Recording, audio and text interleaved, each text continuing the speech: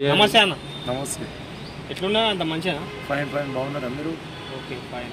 ఇప్పుడు నిన్న ఉప్పల్ వేదికగా రేవంత్ రెడ్డి ఈటల మీద అనుచిత వ్యాఖ్యలు చేసాడు. ఇంకా హుజురా నుంచి వచ్చిన వీడానికి ఏం ఓటాడడానికి ఏం హక్కు అది దానిపై మీ అభిప్రాయం? ఇప్పుడు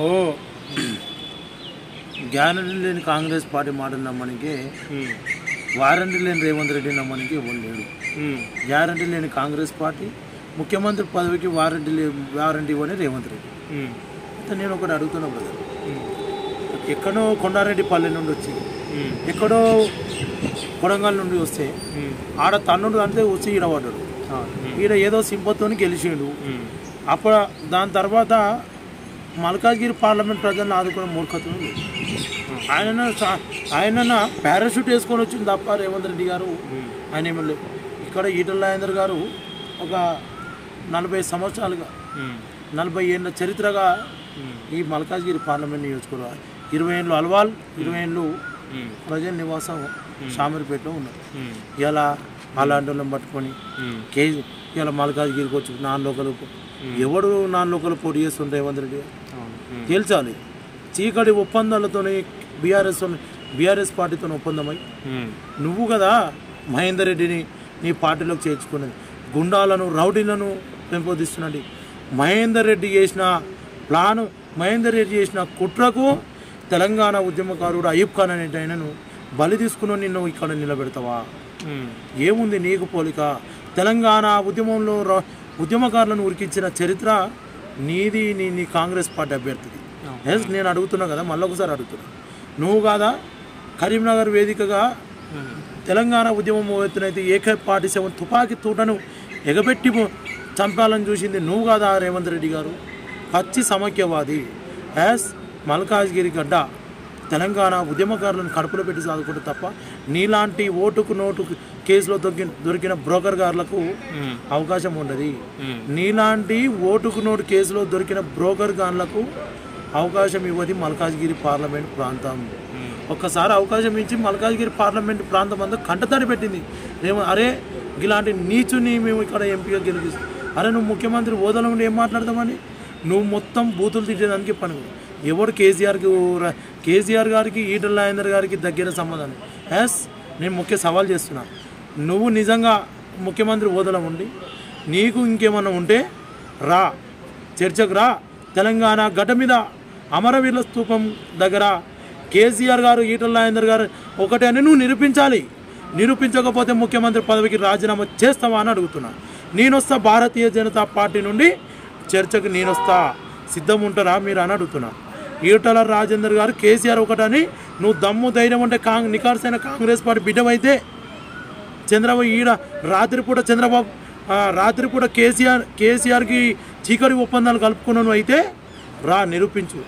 నువ్వు కదా కేసీఆర్ గారి కూతురు లిక్కర్ కేసులో ఇరుకుతే కనీసం స్పందించని దొంగవు కదా నువ్వు. తెలంగాణ ఉద్యమంలో ఎక్సిపెట్టిన తుపాకీ తూటలతో చంపే ప్రయత్నం చేసిన మూర్ఖుని కదా. నేను ఒకటే డిమాండ్ చేస్తున్నా, ఒకటే సవాల్ చేస్తున్నా. దమ్ము ధైర్యం ఉంటే రేవంత్ రెడ్డి గారు, దమ్ము ధైర్యం ఉంటే ఈటల రాజేందర్ గారు కేసీఆర్ ఒకటని నిరూపించే దమ్ముంటే హైదరాబాద్ గడ మీద నువ్వు ఎక్కడ చర్చ పెడతావు చెప్పు, నేను వస్తా. నేను వస్తా అంటున్నా కదా. ఎవరు ఏం మాటలు మాట్లాడతారు? నిన్న ఉప్పల్లో రోడ్ షో పెట్టి ఈటల రాజేందర్ గారు ఏం చేసిండు? అరే కరోనా సమయంలో ఆర్థిక మంత్రిగా ఉండి, కరోనా సమయంలో వైద్య ఆరోగ్య శాఖ మంత్రిగా ఉండి ప్రజలలో చైతన్యం పరిచింది ఈటల రాజేందర్ గారు కాదా రేవంత్ రెడ్డి గారు తెలుసుకోవాలి. ఆర్థిక శాఖ మంత్రిగా ఉండి నాడు పౌర సరఫరాల శాఖ మంత్రి, ఆర్థిక శాఖ మంత్రిగా ఉండి స్కూళ్ళల్లో గతంలో మీ కాంగ్రెస్ పార్టీ ప్రభుత్వం ఉమ్మడి ఆంధ్రప్రదేశ్ ఉన్నప్పుడు మీరు పెట్టే పురుగుల అన్నం తినలేక ఆ బాధలను చూసి ఇలా ఈటల రాజేందర్ గారే కదా సన్నబియ్య పథకాన్ని అమలు చేయించింది. అది గుర్తులేదా రేవంత్ రెడ్డి గారు అని అడుగుతున్నా. నేను ఒకసారి గుర్తుపెట్టుకోవాలి. ఇలా నువ్వు అన్నావు కదా ఏం జరిగింది. ఇలా నరేంద్ర మోడీ గారు ఇక్కడ ఉన్న రైల్వే స్టేషన్ ఆధునికంగా చేసిండు. నరేంద్ర మోడీ గారు ఇలా హైవే రోడ్లు వేసిరు. నువ్వేం చేసినావు చెప్పు.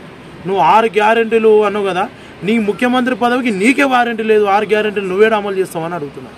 నీకే వారంటీ లేని పదవికి నువ్వు 6 గ్యారెంటీలు ఏనంగా అమలు చేస్తావు? ఇంకో డిమాండ్ గిరి చేస్తున్నా, నువ్వు ఏదైతే తెలంగాణ ఉద్యమకారులకు 250 గజాల స్థలం ఇస్తానో దాని మీద దగ్గర నువ్వు వెంటనే నువ్వు కమిటేసి అది నీతోని మాటలు తప్ప పని చేతగాని దద్దమ్మ నువ్వు వచ్చి నువ్వు మాట్లాడతావా? నేను చెప్తున్నా, నేను ఇచ్చిన సవాల్ని నువ్వు స్వీకరించి గన్పర్ కాడికి రావాలని నేను హెచ్చరిస్తున్నా. గన్పర్ కాడ చర్చ నువ్వు ఎప్పుడు డేట్ ఫిక్స్ చేస్తావు చెయ్యి, నేను రెడీగా ఉన్నా. లేదా నేను డేట్ ఫిక్స్ చేస్తా నువ్వు ఓకేగా, కానీ నీ ఇష్టం వచ్చినట్టు మాట్లాడుతూ తెలంగాణ ఉద్యమంలో తెలంగాణ ఉద్యమకారులకు అన్ని విధాలుగా అండగా నిలిచినట్టు ఈటల రాజేందర్ గారిని నువ్వు నిన్న అసభ్య పదాలతో మాట్లాడడం నువ్వు నీ అంతరాత్మకు వదిలేస్తున్నాను. నిన్న మాకు ఒక సభ్యత ఉంది, ఒక సంస్కారం ఉంటుంది, కానీ చూసి మాట్లాడాలని నేను తెలియజేస్తున్నా.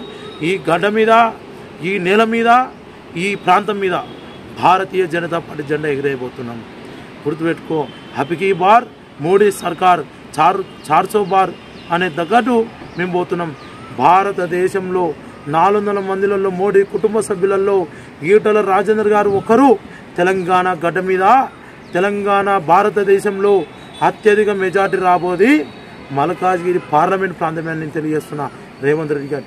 ఎందుకంటే ఇష్టం వచ్చిన మాట్లాడు వీళ్ళకి అలవాటు అయిపోయింది. ఒక ముఖ్యమంత్రి పదవిగా వండుకుంటూ, ఒక ముఖ్యమంత్రిగా ఉండు, ఒక బూత్ మాటలతో మాట్లాడు ఏం పద్ధతి?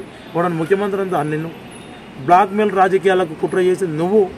నేను అడుగుతున్నా, ఇలా కొడంగల్లు తంత నువ్వు ఈడొచ్చి పడ్డవు, నువ్వు ఇక్కడ ఆదరించినావా? ఎక్కడన్నా ఏ రోజైనా కనబడ్డావా? సో ఆలోచన చేసి మాట్లాడాలి. దేని దగ్గరన్నా స్పిరిట్ మెరిట్ ఉన్న రాజకీయాలు చేయాలి తప్ప స్పిరిట్ మెరిట్ లేని రాజకీయాలు చేసి ప్రజలు తన్నుడు అంతే. కేసీఆర్ పరిస్థితి నీకు గిడ పడుతుంది, అర్థమైందా? నువ్వు ఏం చేస్తున్నావో నీ మైండ్కి నీకు ఎరక. కానీ ఈటల రాజేందర్ గారికి బహిరంగ క్షమాపణ అన్న చెప్పు, లేకపోతే కేసీఆర్ ఈటల రాజేందర్ ఒకటని నిరూపించాలని కూడా నేను డిమాండ్ ఇస్తున్నాను. Thank you.